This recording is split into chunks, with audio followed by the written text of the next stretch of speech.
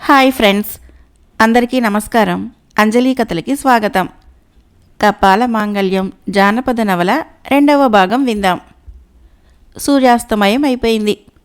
భవనంలోని దీపాలు వెలిగాయి. ఇందుమతి స్నానాదులు ముగించుకొని అతనికి ఎన్నో తినుబండారాలు తెచ్చింది. ఎదురుగా కూర్చొని వీణ మీటుతూ రాగాలాపన చేసింది. ఆనందంగా అలసిపోయిన సులక్షణుడు కన్నుమూశాడు.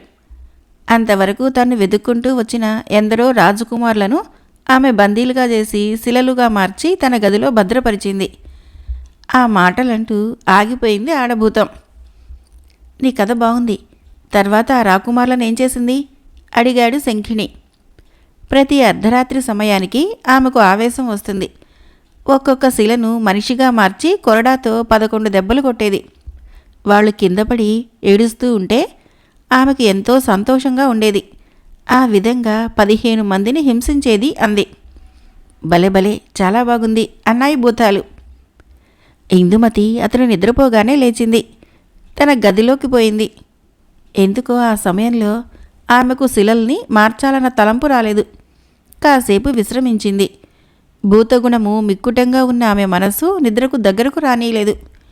పాన్పు మీద అటూ ఇటూ దొర్లుతూ ఒక జాము కాలం గడిపింది. అయినా నిద్ర రాలేదు. చటుక్కున మేల్కొంది.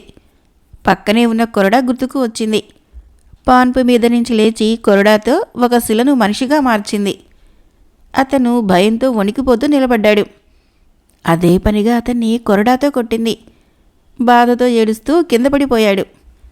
ఆ విధంగా అన్ని శిలల్ని మార్చి కొట్టడం ప్రారంభించింది. వారందరి ఏడుపులు పెడబొబ్బలు సులక్షణుణ్ణి మేల్కొల్పింది. అతను లేచి ఆమె గది వైపుకు పోయాడు. భీకరమైన ఆకారంతో ఆమె వాళ్లను తెగ బాధటం, వారు బానిసలకు మళ్ళీ ఏడుస్తూ ఉండటం చూసిన రాజకుమారుడి మనస్సు చివుక్కుమంది. అతనిలోని ఆవేశం కట్టలు తెంచుకుంది. సరాసరి ఒక్క ఉదుటను వెళ్ళి ఆమె చేతిని పట్టుకున్నాడు. కొరడా జుళింపు ఆగిపోయింది. రాకుమారి వెనక్కు తిరిగి చూసింది. ఎదురుగా సులక్షణుడు ఉన్నాడు. అతన్ని కూడా తన శక్తితో శిలగా మార్చాలని తోచినా ఎందుకో ఆగిపోయింది. రాకుమారా, మీతో ముందే చెప్పాను. అర్ధరాత్రి సమయంలో ఏం జరిగినా పట్టించుకోవద్దని అంది గంభీరంగా. అప్పుడు ఆమె మాటలు చేతలు కూడా విచిత్రంగా ఉన్నాయి. ఆమెలోని రాక్షసత్వము పూర్తిగా మార్చివేసింది. తాను సాయంత్రం చూసిన రాకుమారికి ఇప్పటికీ ఎంతో తేడా ఉంది. అంటే ఆమెలో ఏదో విచిత్రమైన శక్తి పూని ఆమెనలా చెయ్యాలి అని ఆవహించిందన్నమాట. రాకుమారుడికి ఏమీ తోచలేదు. అతనికి చటుక్కున జ్ఞాపకం వచ్చింది దేవకన్య ఆమె ఇచ్చిన ఉంగరం గురించి. ఒక్కసారి కళ్ళకద్దుకొని ఇందుమతి మెడలోని కపాలాన్ని పట్టిలాగాడు. అందులో నుంచి ఏ నిప్పులు ఉరకలేదు. ఆ కపాలం అతని చేతిలోకి రాగానే ఆమె ఉన్మత్తిలాగా అరిచి క్రింద పడింది. కొంతసేపు అలాగే తికమక పడి పైకి లేచింది. ఇందుమతి మామూలుగా మారిపోయింది. కానీ మంత్రశక్తి ఆమెను వదల్లేదు. రాకుమారా, నా జన్మ హక్కు అయిన కపాల మాంగళ్యాన్ని ఛేదించావు. ఇక నీవే నన్ను రక్షించుకోవాలి. అది ఉన్నంతకాలము నన్ను ఎవరూ ఏమీ చేయలేరు. ఇక నాకు నీవే శరణ్యం అంటూ అతని ముందు జారగిల పడింది. ఇందుమతి, నీకు స్వర్ణ మాంగళ్యం నేను కడతాను. అందుకు ఆ భగవంతుడే సాక్ష్యం అన్నాడు. ఆ మాట అనగానే భూమి దద్దరిల్లింది. ఆకాశము పిడుగులను ప్రకటించింది. వాటి వెనక మేఘాలు ముమ్మరంగా వ్యాపించి ప్రపంచాన్ని నీటిధారతో ముంచెత్తేలాగా కనిపించింది. కానీ ఆ ప్రకృతి విజృంభణకు రాకుమారుడు జంకలేదు. కానీ అంతలో ఒక వికృత రూపము వారి ముందు సాక్షాత్కారమైంది. రాకుమారా, జరుగుతున్న దాన్ని కాదని శాసించే అధికారం నీకు లేదు. శిలగా మారాలని ఉంటే నీ కర్మ, కాదంటే వెళ్ళి విశ్రమించు అంది. ఓ వికృత రూపమా, నీవు పురుషుడువో స్త్రీవో అర్థం కాకుండా ఉన్నావు. ప్రపంచంలో ఏ శక్తి మంచితనాన్ని మార్చలేదు. చెడు పనులు, అసహ్యమైన పనులు మాత్రమే సహించదు. ఇంతకాలము నీకు చేదోడు వాదోడిగా ఉంటిన ఈ రాకుమారిని ఆజ్ఞాపించావు. సున్నితంగా ఉంటున్న ఈమె హృదయంలో విషబీజాలు నాటావు. అంతటితో ఊరుకోక ఆమెలో రాక్షస ప్రవృత్తి లేపావు. దాని ఫలితంగా ఆమె ఎంతమందినో హింసిస్తూ ఉంది. అది నీవు ఆహారంగా పెట్టుకుని ఆమెను పీడిస్తున్నావు. ఈనాడు ఆమె మెడలోని కపాలం నా చేతికి రాగానే నాకు దర్శనమిచ్చావు అంటూ ఒకసారి రాకుమారి వంక చూశాడు. ఇందుమతి అచేతనంగా పడి ఉంది. వికృత రూపము భీకరంగా నవ్వింది. భయంకరంగా గర్జించింది. పెద్దగా అట్టహాసం చేసింది. ఓ రాకుమారా, కేవలం ఒక దేవకన్య బలంతో భూతాన్నే ధిక్కరిస్తున్నావు. నేను తలుచుకుంటే నిన్ను ఆ దేవకన్యను కూడా మింగేయగలను. కానీ ఎందుకో మనసు రాలేదు అంతే అంది. ఓహ్, నువ్వు భూతమా? అయితే నాకస్సలే భయం లేదు. దైవశక్తి నా వద్ద ఉన్నంతవరకు నీ శక్తి పనిచేయదు. ఇప్పటికీ మించిపోలేదు. ఆ రాకుమార్ని వదిలిపో అన్నాడు. అది జరగని పని. ఆమె చాలా చెడు పనులు చేయాలి. అంతవరకు నా పని ఆగదు అంది భూతం. వికృత రూపమా, ఒక్క క్షణంలో నిన్ను భస్మం చేయగల శక్తిని దేవకన్య నాకిచ్చింది. స్త్రీభూతమైన నిన్ను చంపి స్త్రీహత్యా పాతకానికి నేను సిద్ధం కావటం లేదు. అందుకని నన్ను చవటి కింద భావించవద్దు అన్నాడు. వికృత రూపమేదో మంత్రాన్ని వల్లించింది. ఇందుమతి ఆ మంత్రంతో మేల్కొంది. రాకుమారా, ఆగు, నీ ప్రతాపం నాకు తెలుసు. అందుకనే నిన్ను హెచ్చరిస్తున్నాను. నా కపాలాన్ని నాకిచ్చేయి. నేను చేయాల్సిన పనులు ఇంకా చాలా ఉన్నాయి. ఈ దుర్మార్గులందరూ నన్ను నాశనం చేయాలని వచ్చారు. అందుకనే వారిని శిక్షిస్తున్నాను. రాత్రి సమయంలో నేను పాడే గాంధర్వ గానం విని నన్ను చెరచాలని వచ్చారు. మానవులంటే అసహ్యమని చెప్పాను కదా, అందుకే వీరికి శిక్ష అంది ఇందుమతి మామూలు మనిషిలాగా. సులక్షణుడికి ఏం చేయాలో తోచలేదు. రాకుమారి, ఇందుమతి, మీ వల్ల ఒక మహత్తర కార్యసాధనమయ్యే సమయంలో ఇలాంటి చిన్న విషయాలు ఆలోచించకండి. మీరు కోరిన ప్రకారము నేను విశ్రమిస్తాను. కానీ ఈ హత్యాకాండను మానండి. రేపో మాపో మనకు వీరందరూ ఉపకారులైతారు అన్నాడు సులక్షణుడు. రాకుమారా, నీతిబోధలు చేయకండి. కపాలం దొరికినంత మాత్రాన మీరు సాధించేది లేదు. మీరు కోరుకున్నది దొరకటం అంత సులభ సాధ్యం కాదు. దాన్ని మీరు పొందాలంటే నాకున్న మంత్రశక్తి ముఖ్యము అంది. రాకుమారి, నా మనసులోనిది గ్రహించగలిగిన మీ మంత్రశక్తికి జోహార్లు. అయినా మీ వల్ల ఒక రాచకుటుంబము బాగుపడుతుంటే వారికే మీరు కోడలిగా రావాల్సిన అగత్యం ఏర్పడితే అందుకు మీరు సంతోషిస్తారు గాని విచారించరు. మీ ఉద్దేశం ఏమిటో సెలవీయండి అన్నాడు ధైర్యంగా. రాజకుమారా అంది. అవును రాకుమారి, మీ కపాలానికి మారుగా స్వర్ణ మాంగళ్యం ఇస్తానని మాటిస్తున్నాను. దయచేసి వీరిని శిలలుగా మార్చండి. వారిని శాప విముక్తులను చేద్దాము అతి త్వరలోనే అన్నాడు. వికృతాకారము నవ్వుతూ నిలబడింది. కారణము వీరిలో ఎవరు నెగ్గుతారో తెలియక, కానీ తన శక్తితో రాకుమారిని మార్చాలన్న ప్రయత్నం మాత్రం విరమించింది. కారణము ఆమె మెడలోని కపాలము అతని చేతిలో ఉండటమే.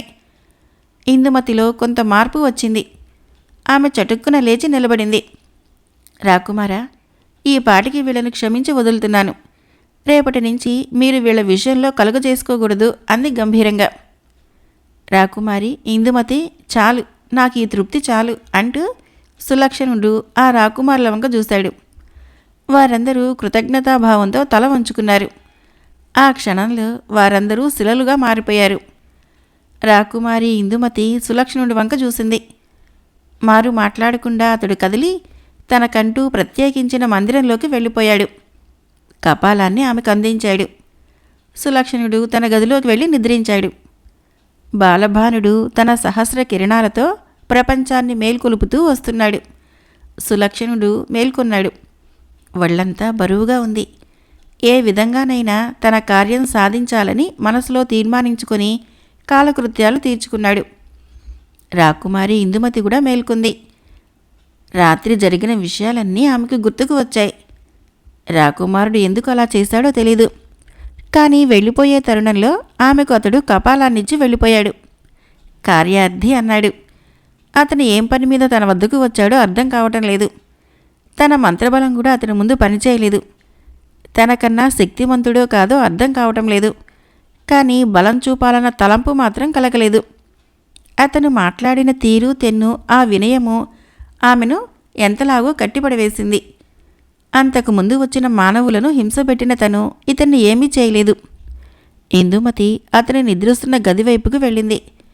అప్పటికే అతను అన్ని పనులు పూర్తి చేసుకోవటం వలన ఆమె రాక కోసం ఎదురు చూస్తున్నాడు. స్వాగతం రాకుమారి, సుస్వాగతం అని ఆమెకు స్వాగతం పలికాడు. నమస్కారం అంటూ ప్రతి సమాధానమిచ్చి లోపలికి వెళ్ళింది. ఉచితాసనం మీద కూర్చొని అతన్ని తదేకంగా చూసింది. కాలయాపన చేయటం ఇష్టం లేక తను వచ్చిన పని ఆమెకు తెలపాలని నిర్ణయించుకున్నాడు. ఇందుమతి రాకుమారి, మా తండ్రికి రుగ్మత కలిగింది. ఆ రుగ్మత ఏ 1000 సంవత్సరాలకు ఒకరికి ఏర్పడుతుంది. ఆ జబ్బు నయం కావాలంటే మీరు సహకరించాలి అన్నాడు. ఎలాంటి సహాయం చేయగలనో నాకు అర్థం కావటం లేదు. అయినా మీరు వివరాలు తెలపండి అంది. రాకుమారి, నల్ల కనుమల్లో ఎక్కడో వజ్రాలు పొదిగిన నాగ విగ్రహము ఉందంట. దాన్ని సంపాదించాలి. ఆ వివరాలు మీకు తెలుసునట. అందుకు మీరు సహకరించాలి. దాన్ని తాకిస్తే గాని మా తండ్రి గారి రుగ్మత తీరదు అన్నాడు. ఒక్క క్షణం ఆలోచించింది. ఆలోచనలో అర్థమైంది ఆ విగ్రహం ఎక్కడుందో. అది కూడా ఆమె కాస్తంత మంత్రశక్తితో. రాకుమారా, దాన్ని ఒక బేతాళుడు తన వశం చేసుకున్నాడు. అదొక సునిశ్చితమైన కోట. అందులో మంత్రతంత్ర మాయాశక్తులు ఉన్నాయి. దాన్ని భేదించగలిగితేనే అది సాధ్యమవుతుంది. అందుకు కొంత సాహసం అవసరము అంది సమాధానంగా. రాకుమారి, ఎలాంటి సాహసానికైనా నేను సిద్ధంగా ఉన్నాను. మీరు దారి చూపండి. మీకన్నా ముందు ఆత్మార్పణ చేయటానికి కూడా నేను సిద్ధము అన్నాడు. అయితే పదండి. సలసలా కాగే నూనె నది ఒకటి ప్రవహిస్తోంది ఆ కోట ముందు. అందులోకి దూకితే అది చల్లారిపోతుంది. అందుకు సిద్ధమై రండి. మీరు ఆత్మత్యాగం చేసిన తర్వాత మీకు సుసాధ్యమవుతుంది అన్నది. అదే క్షణంలో ఇద్దరూ బయలుదేరారు. నల్ల కనుమల ప్రాంతానికి తన గుర్రం మీద రాకుమారితో చేరుకోవటానికి 2 రోజులు పట్టింది. ఆ 2 రోజులు ఆమె ఎంతో చనువుగా అతనికి సహకరించింది. వారిద్దరూ నల్ల కనుమలు చేరుకున్నారు. మరికొంత దూరం అడ్డుదారిని పోగా వారికి దూరంగా ఒక కోట కనిపించింది. గుర్రాన్ని కట్టి ఇద్దరూ ఆ కోట వైపుకు బయలుదేరారు. ఆ కోటను చూస్తే ఎటువైపు దారి ఉందో తెలియలేదు. పైగా బేతాళుడు ఏ రూపంలో ఉంటాడో వాణ్ణి ఎలా ఎదుర్కోవాలో కూడా తెలియటం లేదు. కోటకు చుట్టూ ఉన్న కందకంలో మాత్రము సలసలా కాగుతున్న నూనె ప్రవహిస్తోంది. భయంకరమైన దుర్గంధము ముక్కుపుటాల్ని అదరగొడుతోంది. రాకుమారి అతన్ని చూసింది. ఆత్మార్పణకు సిద్ధం కమ్మన్నట్లుగా ఉన్న ఆమె చూపులు చూసి ఒక్క ఉదుటన అందులోకి దూకాడు సులక్షణుడు. మరుక్షణములో ఆ నూనె చల్లబడి మంచినీరుగా మారిపోయింది. అతను సురక్షితంగా స్నానం చేసినట్టు లేచి వచ్చాడు. ఎప్పుడైతే కందకంలోని నీరు చల్లగా మారిందో అదే క్షణము ఒక కిన్నెర కన్య అక్కడ ప్రత్యక్షమైంది. రాకుమారా, నీ సాహసానికి కృతజ్ఞురాలిని. బేతాళుని మాయలో ఇక్కడ ఎన్నో సంవత్సరాలుగా శాపగ్రస్తురాలనై ఉన్నాను. నీ వలన శాప విమోచనమైంది. అదుగో ఆ వంతెన మీద నుంచి లోపలికి వెళ్ళు, నీకు విజయం తథ్యం అంటూ మాయమైంది. ఎదురుగా అంతవరకు లేని వంతెన ఒకటి కనిపించింది. ఇందుమతితో అతను గబగబా వెళ్ళాడు ఆ వంతెన మీదకి. వంతెన దాటారు. కానీ అందులోకి పోవటానికి మార్గం మాత్రం కనిపించలేదు. ద్వారాలు లేని కోటను ఎందుకు బేతాళుడు నిర్మించాడో అర్థమైంది. వజ్ర ఖచ్చితమైన నాగ విగ్రహాన్ని కాపాడటానికే తాను అలాంటి అభేద్యమైన కోటను నిర్మించి ఉంటాడని అప్పుడు అనుకున్నారు. అలాంటప్పుడు దాన్ని పొందటానికి తనకు మంత్రశక్తులు కావాల్సి వస్తాయి. ఇందుమతి వైపు చూశాడు. రాకుమారా, అభేద్యమైన ఈ కోటను ఎలా ఛేదించాలన్నది నేను చూసుకుంటాను. కానీ లోనికి వెళ్ళిన తర్వాత ప్రతి క్షణము మీకు ప్రమాదం సంభవించవచ్చు. అతి జాగ్రత్తగా ఉండాలి. నాకున్న శక్తితో నేను బేతాళుడి కంటపడను. మీ పక్కనే వస్తాను, మీకు కనిపించను. కానీ నేను ఉన్నానన్న ధైర్యంతో మీరు ముందుకు రండి. ఎలాంటి ప్రమాదాన్నైనా ఎదుర్కొందాము అంది ఇందుమతి. దాంతో సులక్షణుడికి ధైర్యం వచ్చింది. రాకుమారుడికి చూడామణి జ్ఞాపకం వచ్చింది. ఉంగరాన్ని ఒక్కసారి కళ్ళకద్దుకున్నాడు. మరో నిమిషంలో చూడామణి అతని చెవి దగ్గరకు వచ్చింది. ఏమిటి రాకుమారా, నన్ను పిలిచారు అంది. ఏమీ తోచటం లేదు. అభేద్యమైన ఈ కోటలోకి ఎలా వెళ్దాము అన్నది అర్థం కావటం లేదు. అందుచేత మిమ్మల్ని పిలిచాను. మార్గం చెప్పండి అన్నాడు. మార్గమా? పదండి, నేను దారి చూపుతాను అంటూ ముందుకు కదిలింది. సులక్షణుడు ఆమె వెంబడి నడిచాడు. కోట గోడలు బీటివారినట్లు తోచింది. అందులో నుంచి దారి కనిపించింది. ఆ దారి గుండా రాకుమారుడు లోపలికి వెళ్ళాడు. కోట భయంకరంగా ఉంది. అరణ్యానికన్నా హీనంగా ఉంది. భూత ప్రేతాలు తప్ప మరేదీ కనిపించలేదు. అవి అతని కళ్లకు కనిపించకుండా ముందుగా ఇందుమతి వెళ్ళటం వలన ఆమె మంత్రప్రభావానికి అవి అతని కళ్లకు కనిపించలేదు. సూటిగా కోట మధ్య భాగానికి వెళ్ళాడు. అదొక పెద్ద గది. దానిలో నుంచి వెడల్పాటి మెట్లు కనిపించాయి. ఆ మెట్ల గుండా దిగితే గాని అసలు దారేదో కనిపించదని ఇందుమతి చెవిలో చెప్పింది. ఆమె మాటలు విని ఆ దారి వెంబడి నడిచాడు. ఫలితము ప్రమాదం మాత్రమే. నిప్పులు కక్కుతూ ఒక భూతము అతన్ని ఎదుర్కొంది. ఆ ఎదిరింపు సాధారణమైంది కాదు, భీకరమైంది. ఎదురుచూడని ఆ బెదిరింపు కొంచెం రాకుమారుణ్ణి బీతావహుడిగా చేసింది. పక్కనే ఉన్న చూడామణి చెప్పింది చెవిలో, వరుణాస్త్రం వదలమని. దాంతో సులక్షణుడు వరుణాస్త్రం వదిలాడు. ఆ నిప్పుల భూతము అందులో తడిసి ముద్దయిపోయింది. ఎప్పుడైతే అది అలా తడిసిపోయిందో తన విలువ తగ్గిపోయిందని తెలుసుకొని అతనికి శరణాగతి పొందింది. దానితో ధైర్యం వచ్చిన రాకుమారుడు మరికొంత ముందుకు పోవటానికి నిర్ణయించుకున్నాడు. కానీ అది జరగలేదు. కారణము, ఒక్కసారిగా భూతగణాలు లేచి నిలబడ్డాయి. వందలాది భూతాలు ఒక్కసారిగా బేతాళుడి అనుజ్ఞతో అతన్ని ఎదిరించాయి. అన్ని శక్తులు ఒక్కసారిగా ఎదురుగా వచ్చి నిలబడ్డ సమయంలో ఏ విధంగా ఎదుర్కోవాలో తెలియక రాకుమారుడు అధైర్యపడ్డాడు. అవన్నీ ఒక రూపంలో కనిపిస్తే తనను హతమార్చగలడు. కానీ సూక్ష్మజీవాలుగా కూడా కనిపిస్తూ వీలైనంత ఇబ్బంది కలిగిస్తున్నాయి. రాకుమారుడికి, ఇందుమతికి, చూడామణికి మార్గం తోచలేదు. ముగ్గురూ ఒక క్షణం ఆలోచించారు. ఇందుమతి అడుగు ముందుకు వేసింది.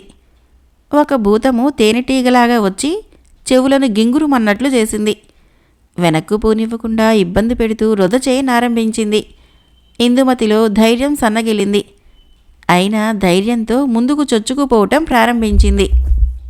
బేతాళుడు సింహాసనం మీద కూర్చొని తన ఆరాధ్య దైవమైన అబేతరుణ్ణి పిలిచాడు. అబేతడు ఎదురు నిలబడ్డాడు.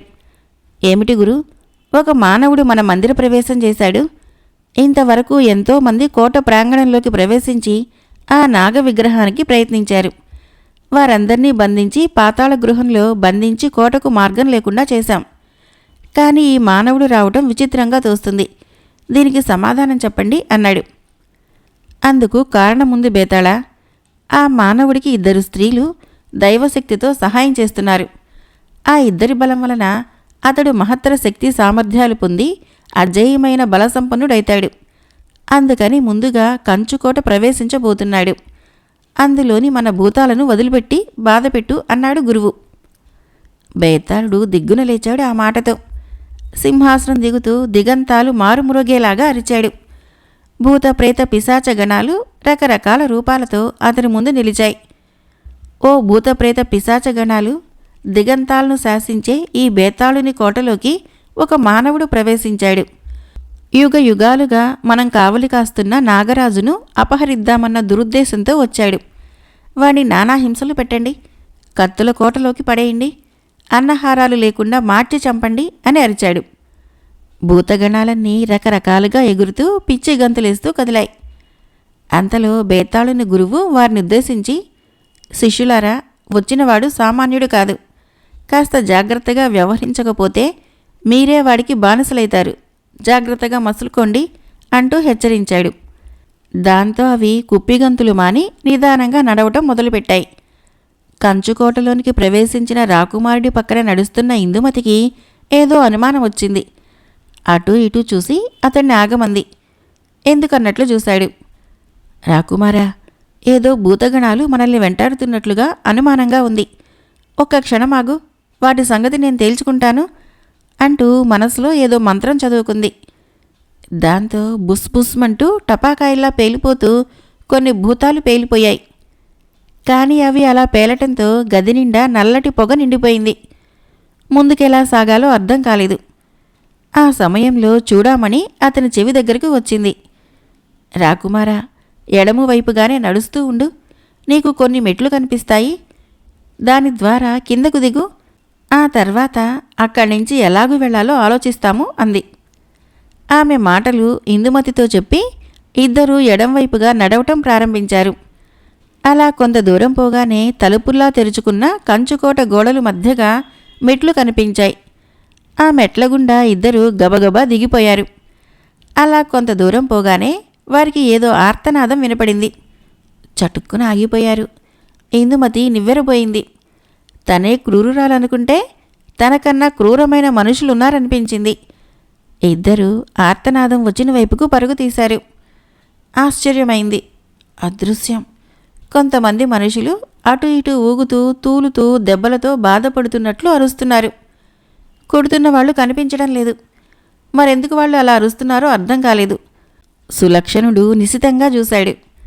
ఇందుమతి మంత్రప్రభావంతో వారి వైపుకు చూసింది. ఆమెకు అర్థమైంది.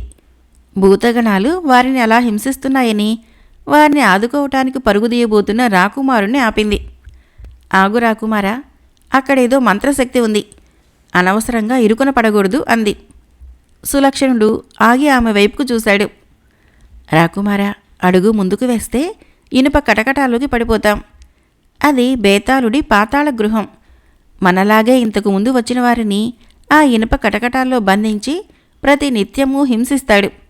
అక్కడికి పోతే ముందు దారి తెలియదు అంది. ఆ రాకుమారులు అలా హింస పెట్టబడుతూ ఉంటే చూస్తూ ఎలా ఊరుకోగలము అన్నాడు. తప్పదు. నాగ విగ్రహము మన చేతికి వచ్చే వరకు ఓర్పుతో ముందుకు సాగాలి అంది. అదే సమయంలో ఆమె మెడలోని కపాలము తలాడించినట్లుగా ఊగింది.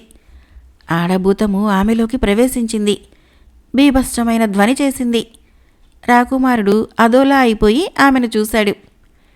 ఎప్పుడైనా కపాలం బీభత్సధ్వని చేసిందో రాకుమారులందరూ ఒక్కసారిగా మూర్ఛపోయినట్లు పడిపోయారు. వారి ముందున్న భూతగణాల కన్నా కపాలంలో పూనుకున్న భూతము పవిత్రమైనది. దాని దాటికి ఆగలేక అవన్నీ పారిపోయాయి. అదేవిధంగా శంఖారావం చేస్తూనే ఉంది కపాలం. కంచుకోట దాటిన బేతాళుడికి ఆ ధ్వని వినబడింది. శత్రు సైన్యాలు తన మీదకు ఒత్తిడి తెస్తున్నావని ఊహించాడు. మంత్రదండాన్ని స్వీకరించాడు. భయంకరమైన అడుగులతో ముందుకు సాగుతూ పాతాళ గృహం వరకు వచ్చాడు. కపాలం కదులుతుందే గాని మనిషి కనిపించడం లేదు. భూత భవిష్యత్ వర్తమాన కాలాలు తెలిపే మంత్రదండమా? ఏమిటి కపాలం చేస్తున్న పని అంటూ అరిచాడు. ప్రభూ, ఆ కపాలం వెనుక ఒక భూత శక్తి ఉంది. దాన్ని ఆపటం నాకు వీలు కాదు అంది. ఇంతకాలం సేవ చేసిన నిన్ను సర్వశక్తి సమన్వితురాలుగా చేస్తాను. ముందు దాన్ని నాశనం చెయ్యి అన్నాడు. ప్రభూ, ఆ రాకుమారి చాలా బల సంపన్నురాలు. ఆమెకు అజేయమైన బల సంపత్తులు ఉన్నాయి. మరింతగా మనం ఆమెను ఇబ్బంది పెడితే గంధర్వగానం ఆలపిస్తుంది. ఆ సమయంలో ఎలాంటి దుష్టశక్తులు ఆమెను ఆపజాలవు. అందుకని మీరు ఆమెను నిరోధించకండి అంది మంత్రదండం. ఆడభూతము నవ్వుతూ శంకిని ముందు నిలబడింది. భూతలోకమంతా గుల్లుమంది. అన్ని భూతాలు నవ్వుకున్నాయి. శంకిణికి కోపం వచ్చింది. ఇంతకాలము పనిలేదని మాట్లాడిన హిడింబి ఆ రాకుమార్ని మార్చలేకపోయింది గదా అని అడిగాడు. కాదు ప్రభు, మనకు తరతరాలుగా బేతాళుడితో విరోధం కదా. అందుకని ఆ బేతాళుణ్ణి ఓడించడమే ధ్యేయంగా పెట్టుకున్నాను. అందుకే కపాలంలోకి చొరబడ్డాను. దాంతో బేతాళుడు భయపడిపోయాడు. కానీ నిజంగా బేతాళుణ్ణి ఓడించాలనే ప్రయత్నము విజయవంతం కావాలని ఆశీర్వదించండి అంది. నీ కార్యం జయం కావాలని నా ఆశీస్సులు అంటూ హిడింబిని చూసి నవ్వాడు శంకిణి. అక్కడలా ఆశీస్సులు తీసుకొని కపాలంలోకి మళ్ళా అడుగుపెట్టింది. మంత్రదండము ఆ కాసేపు స్వైర విహారం చేయబోయింది. రాకుమారి ఇందుమతిలోని రాక్షసత్వం మేలుకుంది. అంతసేపు భూతగణాలు కొట్టిన రాకుమారుల వంక చూసింది. వారిని హింసించాలన్న తలంపు కలిగింది. భూత ప్రేరణ కూడా ఉంది. అందుచేత చేతిని ముందుకు చాచి మరొక చేత్తో కపాలాన్ని తాకింది. ఆ క్షణంలో ఆమె చేతిలోకి ఒక కొరడా వచ్చింది. ఆ కొరడాతో రాకుమారులని చావబాదటం మొదలుపెట్టింది.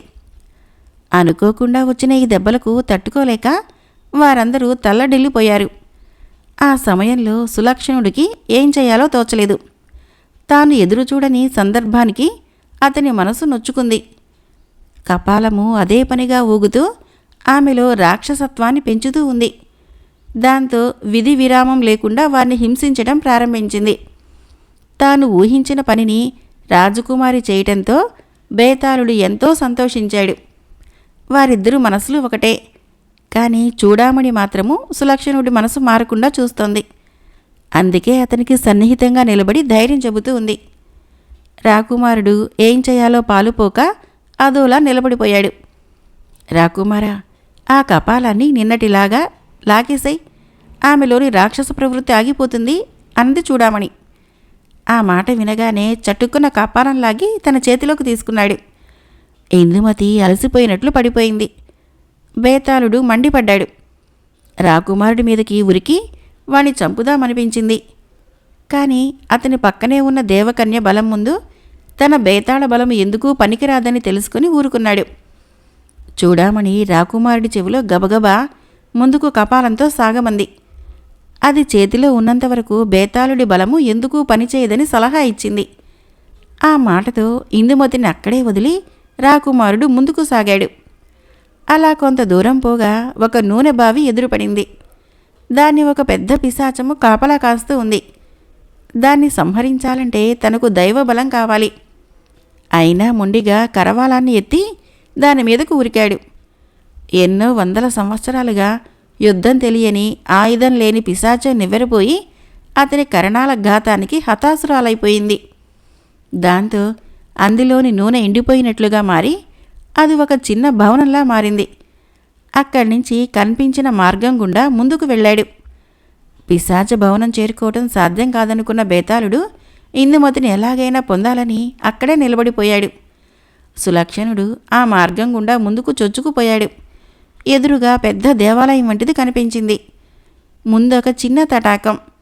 అందులో భూతగణాలు జలకాలాడుతూ కాలక్షేపం చేస్తున్నాయి. చూడామణి, పో రాకుమారా, అదే దేవాలయంలోనే ఉంది నాగ విగ్రహం. ముందు దాన్ని స్వాధీనపరుచుకో అంటూ హెచ్చరించింది. రాకుమారుడు ఒక్క క్షణం కూడా ఆలోచించకుండా పరుగులు తీశాడు. కానీ ఆలయం ముఖద్వారము మూతపడి ఉంది.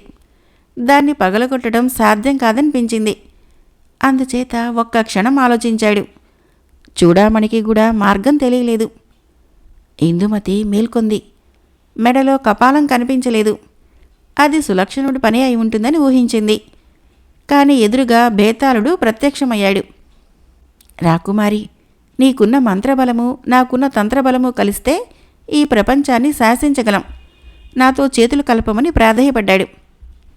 ఇందుమతి అతన్ని తేరిపారా చూసింది. ఆడభూతము మనసులోకి దూరి నవ్వించింది. బేతాళా, నేను శాపగ్రస్తురాలనై ఉన్నాను. మనిద్దరం కలవటం అన్నది జరగని పని కాబట్టి వైదొలుగు అంది. బేతాళుడు గర్జించాడు. భయంకరంగా అరిచాడు. రాకుమారి, నాగ విగ్రహం అపహరించబడితే నేను సర్వనాశనమైతాను. తరతరాలుగా దాచుకున్న నా వైభవం యొక్క మార్గాన్ని తెలిపి రాకుమారుని తెచ్చావు. దాని ఫలితము నువ్వు బేతాళుని లోకంలో శాశ్వతంగా ఉండిపోతావు అంటూ చెల్లుమని ఆమె చెంప మీద కొట్టాడు. సుకుమారి అయిన రాకుమారి ఆ దెబ్బతో కంగుదిని క్రింద పడిపోయింది. అదే సమయంలో హజారంలోని గంట మ్రోగటంతో భూతప్రేత పిశాచ గణాలు భయంకరంగా అరుస్తూ పెద్ద ఘోష చేశాయి. కారణమేమిటో తెలియక బేతాళుడు బెంబేలు పడిపోయాడు. ఇందుమతి స్పృహలేక పడిపోయింది. ఆ భవనమంతా గగ్గోలుతో నిండిపోయింది. చూడామణి చాకచక్యంతో ఆలయ ద్వారాలు తెరుచుకున్నాయి. నాగవిగ్రహము దగదగా మెరుస్తూ అతని కంటపడింది. సులక్షణుడు ముకులిత హస్తాలతో దాని ముందుకు వెళ్ళి నిలబడి నమస్కరించాడు. నాగవిగ్రహము తళుక్కుమని మెరిసింది. ఆ మెరిసిన మెరుపుకు అర్థము ప్రఫుల్ల నదనంతో తాను చెర నుంచి విముక్తి పొందాలన్న ఆకాంక్ష అన్నది అర్థమైపోయింది. చూడామణి నవ్వింది. రాకుమారుడు ఆ విగ్రహాన్ని తీసుకున్నాడు. ప్రళయం వచ్చినంత ధ్వని అయింది. ఆకాశము మేఘావృతమైంది. భూమి దద్దరిల్లింది. బ్రహ్మాండమైన వేగంతో బేతాళుడు విరుచుకుపడ్డాడు రాకుమారుడి మీద. అయినా ఒక చేత్తో ఉన్న కపాలాన్ని చూడామణికి అందించి కరవాలంతో బేతాళుడిని ఎదుర్కోవటానికి సిద్ధమయ్యాడు. ఇద్దరికీ భయంకరమైన పోరు సాగుతోంది. నిప్పులు కక్కుతూ బేతాళుడు తన ప్రతాపాన్నంతా చూపిస్తున్నాడు. రకరకాల రూపాలతో ఆయుధాలతో పోరాడుతున్న సమయంలో అక్కడ ఇందుమతి మేల్కొంది. ఆమె మేల్కోవడంతో అర్థమైంది ఏదో ప్రళయం ఏర్పడిందని. పరుగు పరుగున ఆమె బయలుదేరింది. యుగ యుగాలుగా తమ మధ్య ప్రజ్వరిల్లుతున్న విరోధాన్ని హతమార్చడానికి ఆమెలోని హిడింబి ముందుకు వచ్చి గదను ఆమెకు అందించింది. గదాహస్తురాలైన ఇందుమతి బేతాళుడి తలను ఒకే వేడితో పగులగొట్టింది. పెద్ద పర్వతం కూలిపోయినట్లుగా పడిపోయాడు బేతాళుడు. దాంతో భూతగణాలన్నీ రాకుమారుడికి శరణు శరణు అంటూ బానిసలయ్యాయి. దేవలోకము నాగలోకము ఒక్కసారిగా ఆనందంగా మారి దుందుభీలు మోగించాయి. నాగలోక చక్రవర్తి అయిన నాగరాజును కొన్ని తరాలుగా బంధించిన బేతాళుడు మరణించాడు. కపాలకన్య ఇందుమతి అందుకు పూనుకోవటము అందరికీ ఆశ్చర్యమేసింది. చూడామణి నవ్వుతూ రాకుమారుడితో ఇలా అంది. రాకుమారా, నా మాట నిలబెట్టుకున్నావు. ఇంతకాలము రాక్షస్యంతో ఉన్న ఇందుమతిని స్వీకరించు. అంతకుముందు ఆ కపాలాన్ని సప్త సముద్రాల మధ్యకు మనసులో ఆలోచించి విసిరాయి. ఆమె కంఠంలో స్వర్ణ మాంగళ్యాన్ని కట్టు అంటూ ఒక స్వర్ణ మాంగళ్యాన్ని అందించింది. ఇందుమతికి ఏమీ తోచలేదు. జరుగుతున్నదంతా ఒక కలగా తోచింది. సులక్షణుడు ఆమె చెప్పినట్లుగా స్వర్ణ మాంగళ్యాన్ని ఆమెకు ధరింపజేసి కపాలాన్ని విసిరివేశాడు. అది గాలిలో తేలుతూ సప్త సముద్రాల మధ్యపడి ముక్కలు ముక్కలైపోయింది. అదే తరుణంలో బేతాళుడి కోట కూడా మాయమయ్యి అది సమతల ప్రదేశంగా మారిపోయింది. అది సమతల ప్రదేశంగా మారటంతో ఇందుమతిలోని భూతం దూరమైపోయింది. రాకుమారి చిరునవ్వుతో అతని దగ్గరగా వచ్చింది. ఇద్దరు సమీపంలోని అశ్వాన్ని అధిరోహించారు. క్షణాల మీద దేవకన్య సహకారంతో వారి విదర్భ మీదుగా సౌగంధి రాజ్యాన్ని చేరుకున్నారు. సుగంధ భూపాలుని సైన్యము రాజకుమారుని చూడగానే విజయభేరీని మ్రోగించాయి. ప్రజలందరూ తమ రాకుమారుడు వచ్చారన్న వార్త తెలుసుకొని అతన్ని చూడటానికి బయలుదేరారు. రాజవైద్యులు, ఆస్థాన జ్యోతిష్యులు రాకుమారుని రాకతో ఎంతో ఆనందించారు. మహారాణి రాకుమారుడు తెచ్చిన నాగ విగ్రహాన్ని రుగ్మతతో ఉన్న సుగంధ భూపాలుడికి తాకించగానే వజ్రకాయుడయ్యాడు. మహారాజు కుమారుడి సాహసానికి ఎంతగానో కొనియాడాడు. ఆనాటి సాయంత్రమే ఆ వార్త విదర్భకు చేరింది. సులక్షణుడు రాజలాంఛనాలతో సౌగంధి బయలుదేరాడు. రథ గజ తురగణాలతో బండ్ల కొలది ధన కనక వస్తువులతో మరో రోజుకు చేరుకున్నాడు. ప్రజలందరూ కర్పూర హారతులు అందించగా వారిద్దరికీ ఘనంగా వైభవంగా వివాహమైంది. చూడామణి వారిని ఆశీర్వదించి వెళ్ళిపోయింది. కొన్ని వందల సంవత్సరాలుగా ఆ దంపతులు ఆ రెండు రాజ్యాల్ని పరిపాలించి పేరు పొందారు. కపాల మాంగళ్యము స్వర్ణ మాంగళ్యం కావటంతో ఆమె దేశం ప్రజలు ఎంతో ఆనందించారు. కపాల మాంగళ్యం జానపద కథ సమాప్తం. ఫ్రెండ్స్, నా కథలు నచ్చినట్లయితే మన ఛానల్ని తప్పకుండా సబ్స్క్రైబ్ చేయండి, లైక్ చేయండి, షేర్ చేయండి, కామెంట్ చేయండి. Thank you.